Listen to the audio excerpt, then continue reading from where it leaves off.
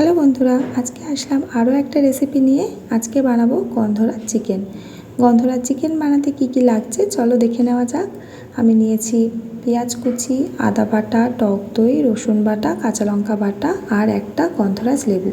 প্রথমে চিকেনটাকে ম্যারিনেট করব। দিয়ে দিলাম স্বাদ মতো নুন, হাফ চামচ গোলমরিচ গুঁড়ো, জিরে ধনে গুঁড়ো, হাফ চামচ কাশ্মীরি লঙ্কার গুঁড়ো, হাফ চামচ শুকনো লঙ্কার গুঁড়ো, তার সাথে দেব হাফ চামচ আদা বাটা, 1 চামচ রসুন বাটা আর দেব 1 চামচ কাঁচা লঙ্কা বাটা।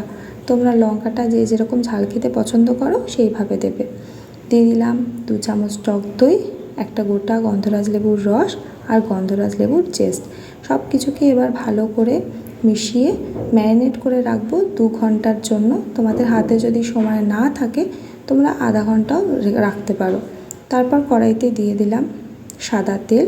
আমি রান্নাটা সাদা তেলে করব, তোমরা চাইলে সর্ষের তেল বা ঘিতেও করতে পারো।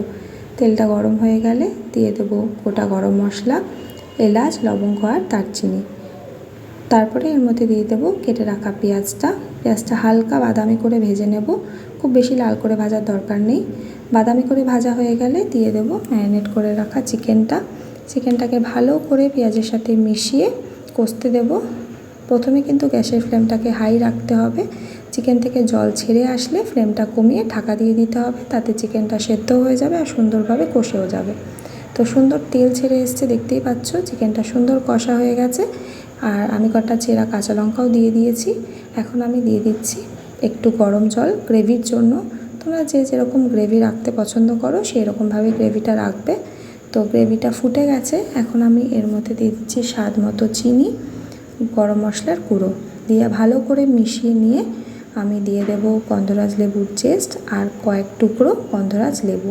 তোমাদের কাছে গন্ধরাজ লেবুর পাতা থাকলেও দিতে পারো, তাতে আরও সুন্দর ফ্লেভারটা হবে। আর লেবুটা দিয়ে কিন্তু একেবারে ঝোলটা ফোটানো যাবে না, তাতে করে কিন্তু গ্রেভিটা একদম তিতো হয়ে যাবে। তাই লেবুটা দিয়েই গ্যাসের ফ্লেমটাকে অফ করে দিতে হবে। আর এদিকে গন্ধরাজ চিকেন কিন্তু একদম রেডি। তোমাদের ভিডিওটা কেমন লাগলো অবশ্যই কমেন্ট করে জানাবে। ভালো লাগলে লাইক, শেয়ার আর সাবস্ক্রাইব করে দিও।